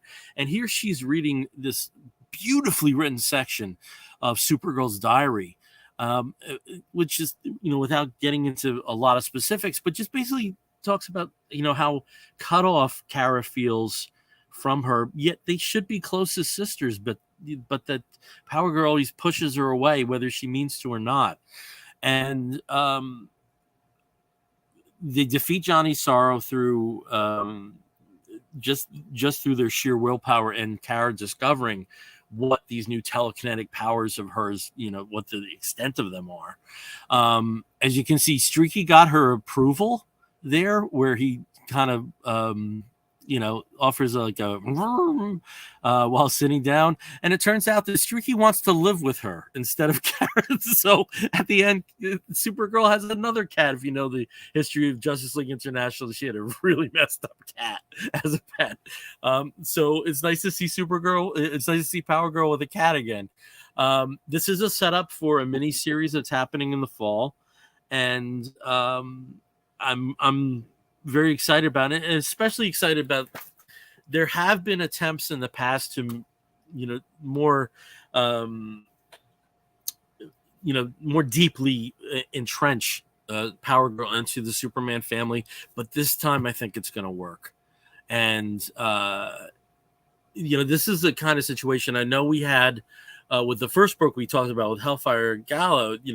There's some people we know and whose opinions we really respect.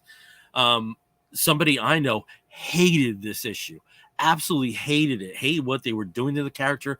And I had the absolute exact opposite reaction. I thought this was a wonderful addendum to this character's legacy and to her just in her outlook. And I really enjoyed this, and glad I read it. Power Girl Special #1. That's cool. I have it. I wasn't sure about when or why. One thing I will have to say, there's a few Action Comics backups with Power Girl and Omen. Mm-hmm. You don't have to read them. Oh, okay. You don't have to. They give you everything that you need to know within a couple of lines of dialogue here. Of course, I'm going to be still pretty confused about the whole Paige.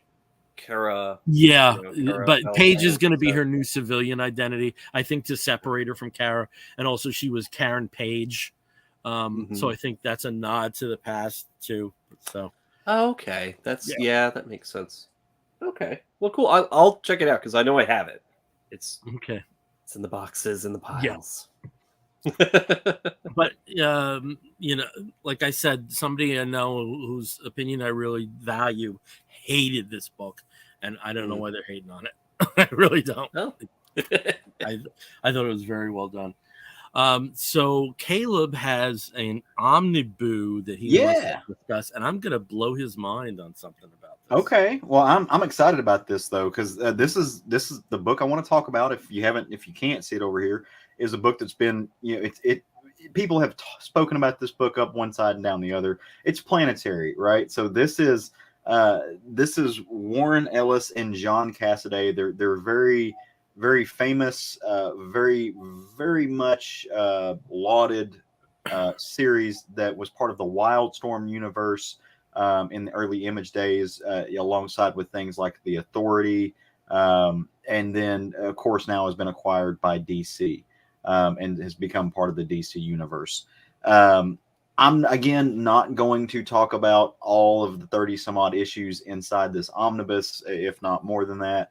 Just a broad overview if you've never read it. The story really focuses around this group of three people, I should say, who are Planetary. And Planetary is a planet-wide kind of clandestine organization who is meant to borrow, like, kind of in the Hellboy way, they follow the things that go bump in the night. They find the weird things. They keep the world weird, but they want to make sure that it's in a way that's manageable. Mr. Snow, who is on the cover of the image that you are seeing now, is awoken one day and jumps back into it. You find out that he is actually a Century baby, much like Jenny Quantum and the rest of the people that you've read. Born in the 1900s, he's going to live as long as he needs to meet his purpose. Lo and behold, over the overall arcing thing, spoiling something from years and years ago, he is the, quote, fourth man, the man that actually controls Planetary, like it's his gig. And throughout the story, they are juxtaposed against the evil Fantastic Four, for lack of a better analog. These other folks who went to space, they got hit with radiation, evil geniuses who are trying to conquer the world and take over things. And they have to battle for kind of control of the Earth and make sure it's a really fun story. And the superheroics of it all are really well done, and as you would expect from Warren Ellis. Now, that being said, the really neat thing to me is that they are not, quote unquote, superheroes. They're archaeologists, right? Like, they are fiction archaeologists. And this story kind of pinpoints in each different issue. It goes into a quote unquote genre of fiction, comic book fiction, pop culture fiction, what have you, and really explores what makes it cool, what makes it fun, kind of brings out those elements of the genre, and just focuses on it as an aspect of kind of what makes our world weird and the behind the scenes of it all. I love this story. This is the second time I've read it in its totality. I think it's very, very fun. I love this era of Warren Ellis, and I know that Warren Ellis has fallen out of vogue, you know, as kind of controversial figure in modern world. Takes nothing away from his writing. One of the main characters in this book is Jaquita, as you see here. She is a very young Arab woman. I don't know what her actual lineage is. The drummer is another character who kind of just reads technology. This is the really cool era of Warren Ellis when the internet was relatively new. People weren't really sure how he worked on it, or how exactly it was. But Warren Ellis was really plugged into things like the World Wide Web and what it would become. In a lot of ways, he had a lot of foreshadowing and predicted a lot of things about the internet through characters like the drummer, through characters that you see in his other stories. John Cassaday is brilliant, in my opinion. He draws, he kind of has that Frank Quitely like detail to him, but there's something different about Frank, about his work than you see with Frank Quitely, almost like a Stokoe quality to it. If you're familiar with Stokoe's work. Yeah, but if he decides to use those parts of his brain, he can also do something, you know, as beautifully stylized as the Lone Ranger. Yep. It's definitely John Cassaday, but it's just he's using different muscles. Right. Yeah. I think he's a tremendous artist. I do as well. Like he is he's both stylized, but is able to cover a lot of ground and cover a lot of styles. Like you said, it's very much him. But when you look into his breadth of work, there is something that tethers it all. But he can kind of move and shift in things. Ultimately, it is a battle to save the world and save the planet from the evil Fantastic Four. And Snow has to do the thing that I love this character because he is kind of id driven, right? Like, so he is not afraid to piss people off. He's not going to do the thing that you wanted to do, but it's always going to be the right move because he can kind of see the overarching theme of where everything's going. Part of it's superpower, part of it's just intuition. And at the end of the book, he kind of gets that British snark that Warren Ellis does really, really well. That like he's like, I know exactly what we're going to do. There's a little bit of like Hellblazer in there with him, right? Like in that attitude. So if this book, to me, again, if you want to know about the ins and outs of it, if you want that deep dive, it's been done many, many times by people who are better equipped to do it than I am and have a longer form to talk about it.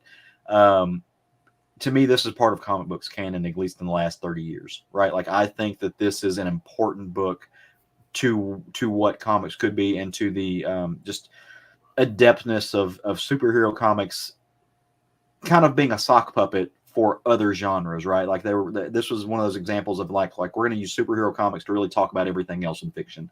And I really appreciate it. But Bill promised me something, so I want to be shocked and awed. Now, you've said this is a cornerstone book. I think so, yeah. I have never read Planetary. The fuck? Yes. How? Okay. It had a very spotty publishing history. Oh, yeah. At the time I got back into comics with the law school thing that we talked about was that period from 2001 to 2003 when Warren Ellis was really sick. Yeah. And he basically just stopped everything. And that was a delay. So when it started up, it was also choppy. There's a 3-year gap between issues 26 and 27. Mm-hmm. I have the last issue for 27 for some unknown reason. I've read, now I'm familiar with the concepts.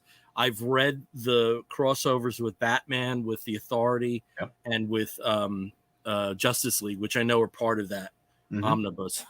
So I have enough of the basic background, but it was one of those series like, oh, I'll get to, at some point I'll get to it. Since I wasn't on the ground floor, Yeah, yeah. Well, it's just, especially if it's a DC thing, if it's a DC marquee title.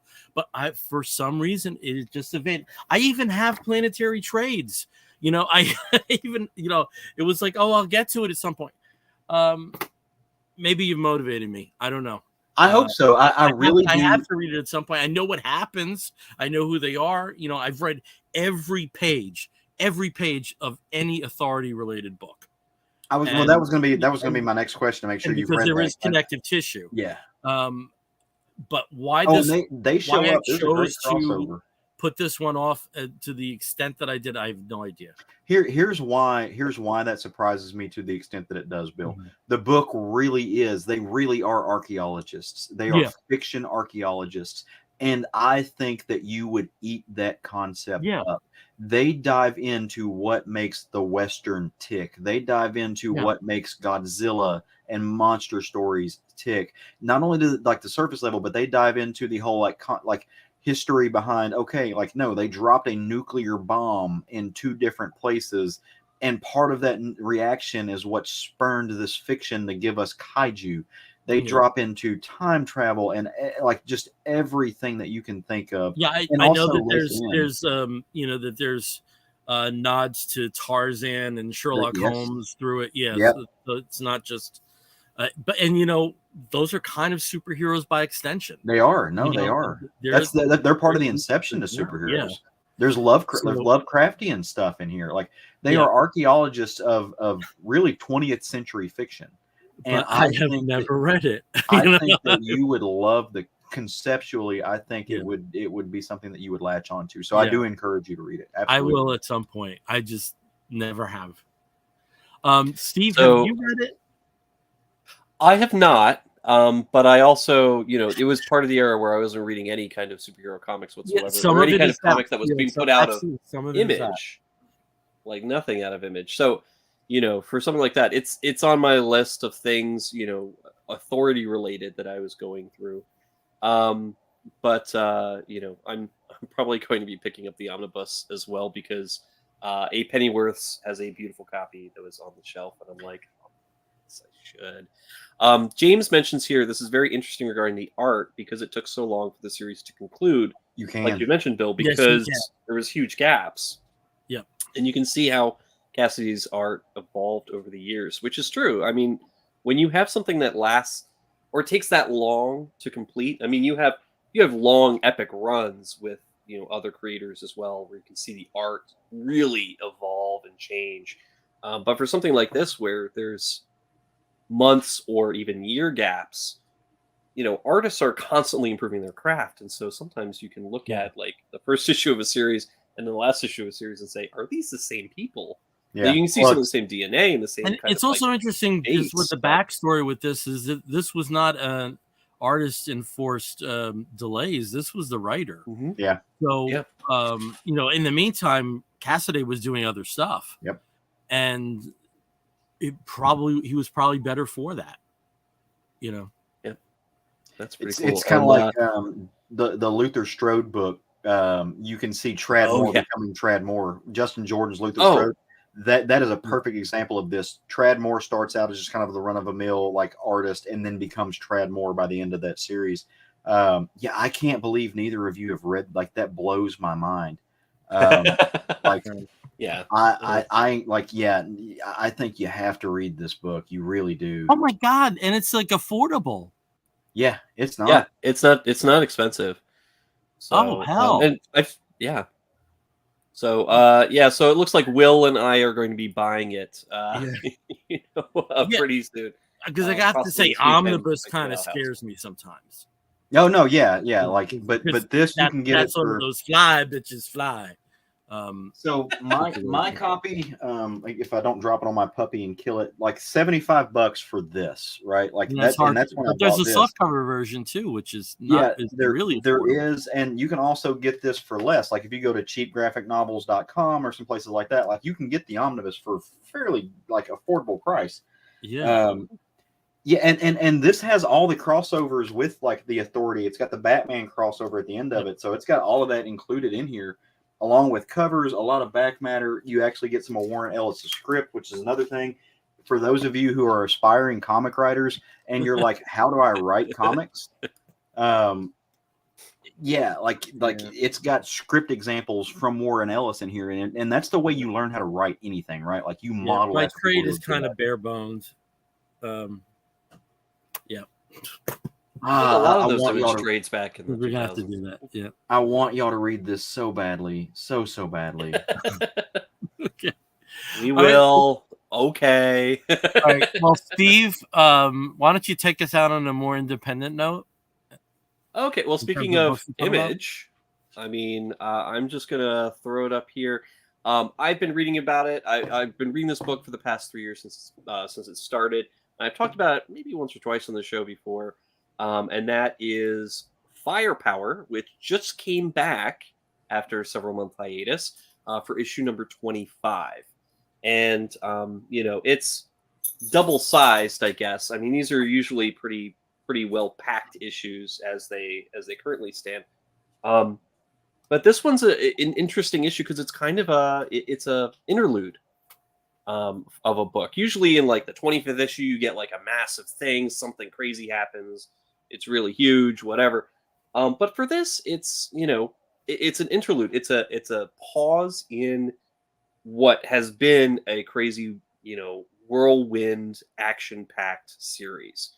And basically the great old serpent, this giant dragon, has been raised. You have the main bad guy, Master Shaw, is controlling the dragon, or the dragon's controlling him. Who knows?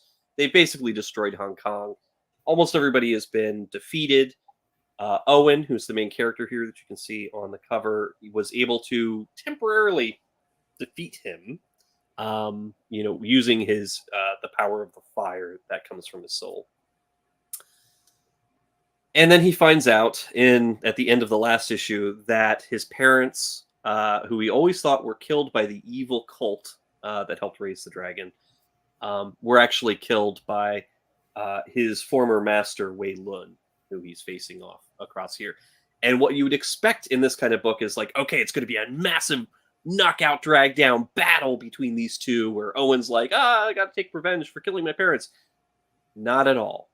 It is a very quiet, a lot of talking, a lot of dialogue, and a lot of personal growth in this issue, which is good. And it's so, it's Hickman and of course Samney on art. They've been working together on this series since the beginning, and they've been doing a really good job. And I think that it's did you say Hickman or Kirkman? Kirkman, sorry, not Hickman. Gotcha. Kirkman, Robert Kirkman, not Hickman. Robert Kirkman and Chris Samney have been on those books since the beginning. And they just have been doing an amazing job with it. It is a fun read.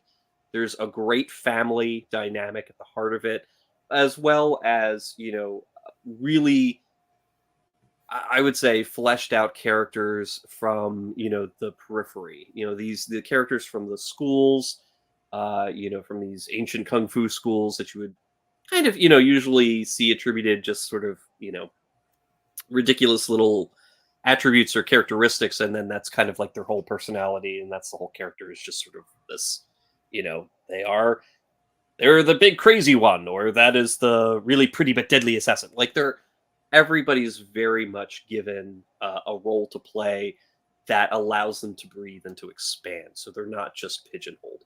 And I think that the storytelling here is wonderful, mixes great with the crazy kung fu magic action, but also has these kinds of moments where you have an entire issue where people are just kind of talking about like, oh man, okay, so Hong Kong's destroyed, the dragon's not fully defeated, the world's going to be completely overrun by this evil dragon that's going to either enslave the planet or kill everybody.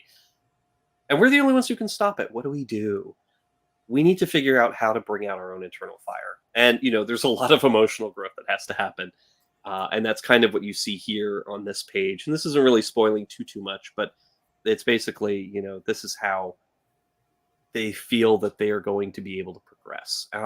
I think this is such a great, I'd say it's a workhorse title. It's one where it does a lot.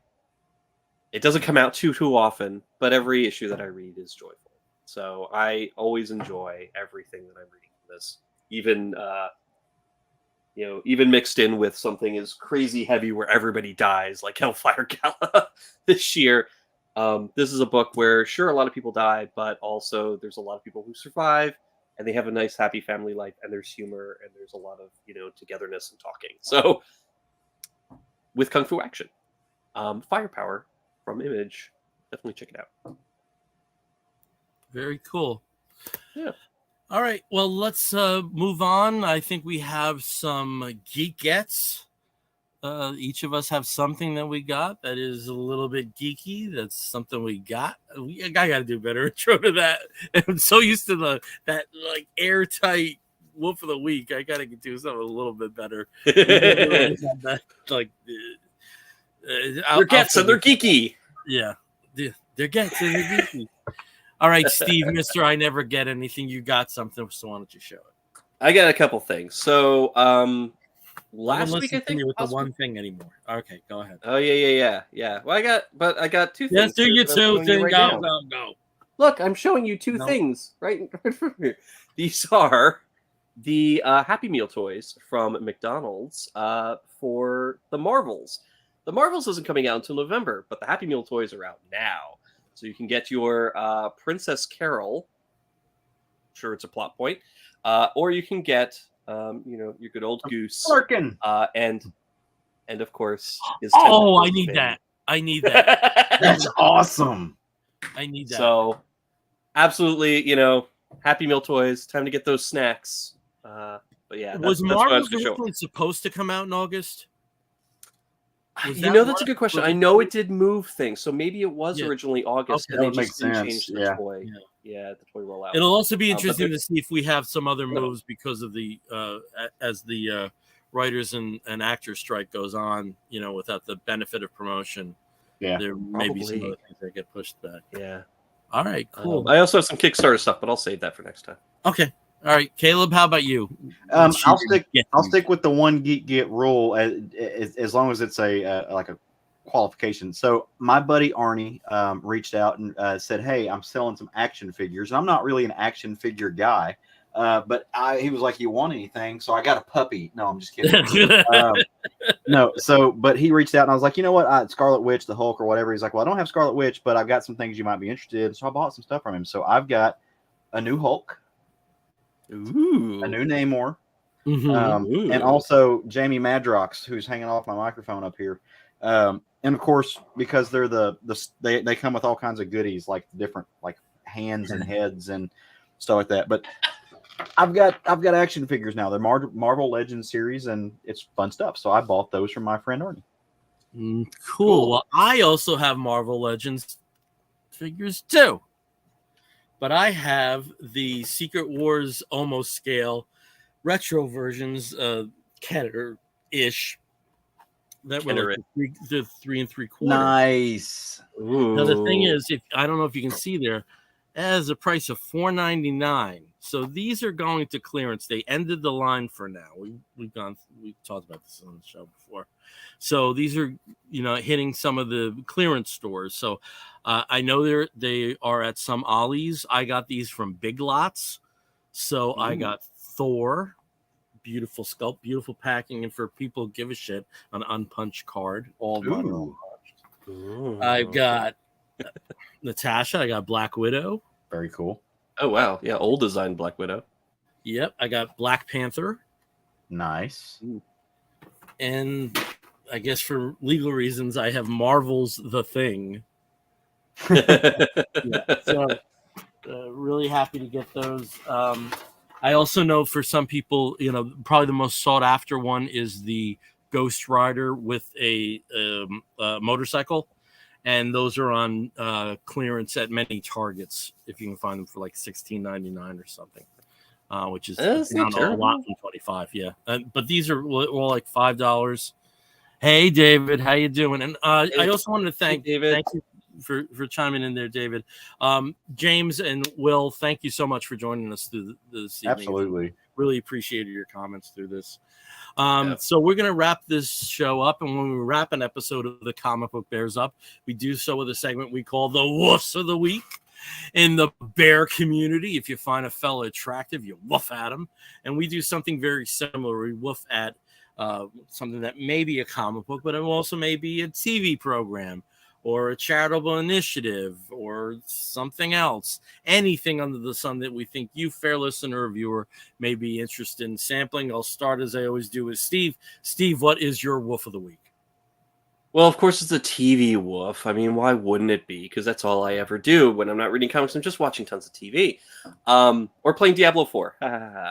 So for TV, today was released the musical episode of Strange New Worlds, and of course, Strange New Worlds has just been an absolute joy. We had the crossover episode with Lower Decks a couple weeks ago, and that was absolutely fantastic.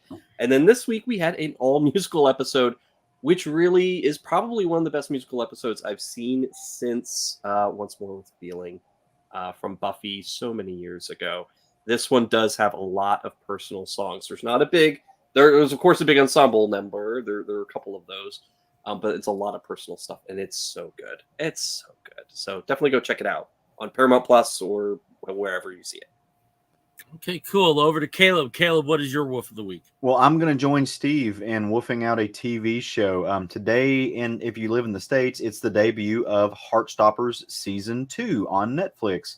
If you've listened to me on the show before, I'm a huge Alice Osman fan. I love this series. It started off life as a graphic novel and become this. It is about a young gay couple that meet in high school, become boyfriends. It's very wholesome, very cute.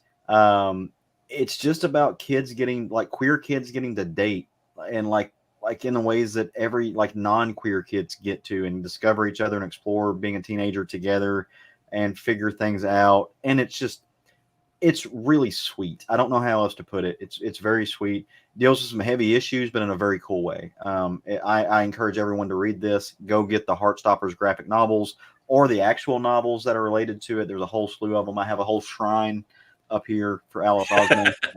So we've seen the shrine. Yeah, it's a great series, and watch it. First season, if you haven't seen it, it's very cool. Very cool. Okay, Steve, I have a graphic for my woof of the week. Last Wednesday, which was really nice because we actually had a break in the heat, kind of like a 2-day break. I saw the Letting It Go show, which features Culture Club and Howard Jones in Berlin.